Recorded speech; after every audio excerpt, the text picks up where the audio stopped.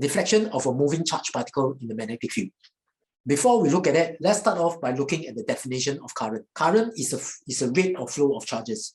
So when a charged particle flows through a specific direction, a current is produced, and let's now take a look at its direction. For example, in this example given here, we assume that all the charged particles that's moving in this direction are electrons. And we know that the direction of the current flow is opposite to that of the direction of the electron flow. Applying your Fleming's left-hand rule, this is the direction of the current.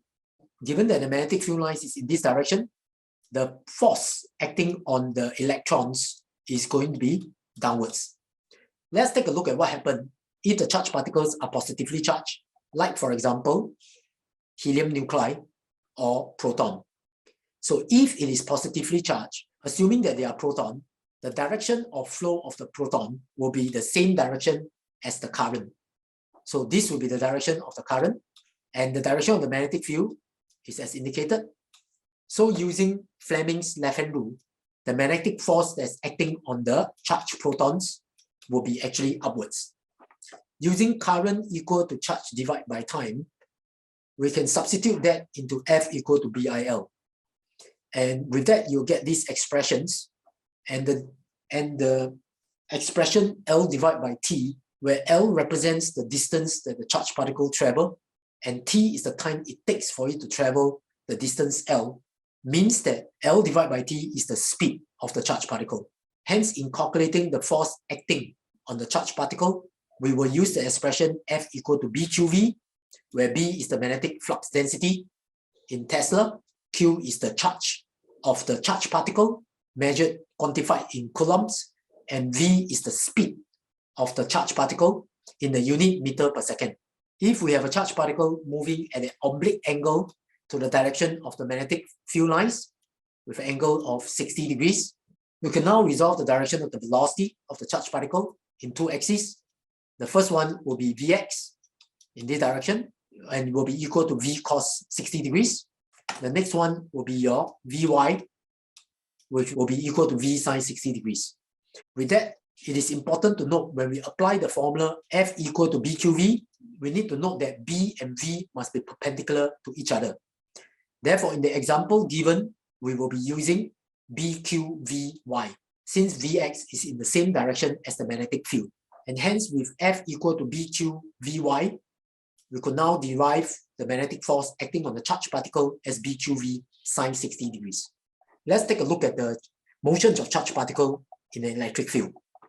So for example, we actually have a charged particle P moving in a uniform electric field created by a parallel charge plates. In this case, the charge plate here is positive, this is negative. And in this example, we could assume charged particle P to be positively charged, for example, like a proton. And in terms of the electrostatic force that's acting on the proton, the charge is E, which is 1.6 times 10 to the power minus 19 coulomb. V is the potential difference across the charge plate, while D is the distance that separates the charge plate. And based on that, the direction of the acceleration acting on the charged particle is acted downwards. And hence, because of this, you will find that the charged particle will now follow a parabolic path. The path now taken by the charged particle will be a horizontal trajectory, and all the earlier equations that we learned in kinematics on horizontal trajectory will be applicable. Now let's get back to studying the motion of charged particles in magnetic field. All in all, there are three possibilities. The first possibility is the circular path. So in this example, we have magnetic field lines that's going into the paper, and we demarcated them with actually the cross sign. And if you remember in O-level, when magnetic field lines come out of the plane, they are dot. So in this example, we're covering all the magnetic field lines are going into the paper. In this example, we're looking at a positively charged particle. Again, for example, could actually be your protons, and that is actually the direction of your velocity. And given that the charged particle is positively charged, the direction of the velocity and the direction of current will be the same. So using your Fleming's left-hand rule, you could conclude to say that the direction of the FB is perpendicular to the direction of the velocity. That will in fact match a circular motion. And in circular motion of an object with constant speed, the direction of the centripetal acceleration or the centripetal force is always perpendicular to the velocity and is always directed towards the center of the circular motion. So hence, because of this, a charged particle in a uniform magnetic field that's perpendicular to its velocity will result in the particle undertaking circular motion. And using this expression, we could also conclude that the radius of the circular motion is equal to mv divided by bq. Let's take a look at what happened when the direction of the velocity of the charged particle is no longer perpendicular to the magnetic field. So in this example that we have, the velocity of the charged particle is oblique at an angle to the B field. In this case, we will resolve the velocity into two directions. One is the Vy and one is the Vx. We need to note that the Vy is the velocity of the charged particle that is perpendicular to the magnetic field, and therefore that will create a centripetal acceleration. So in this case, when the electron is at this position, the Vy component will be in this direction. And understanding that if it is an electron, the direction of the current flow will be opposite to that. So the current flow will be in this direction. And the magnetic field will be perpendicular to the current flow. And using the Fleming's left-hand rule, you will know that the force will be directed towards the center, where the electron will be undertaking circular motion.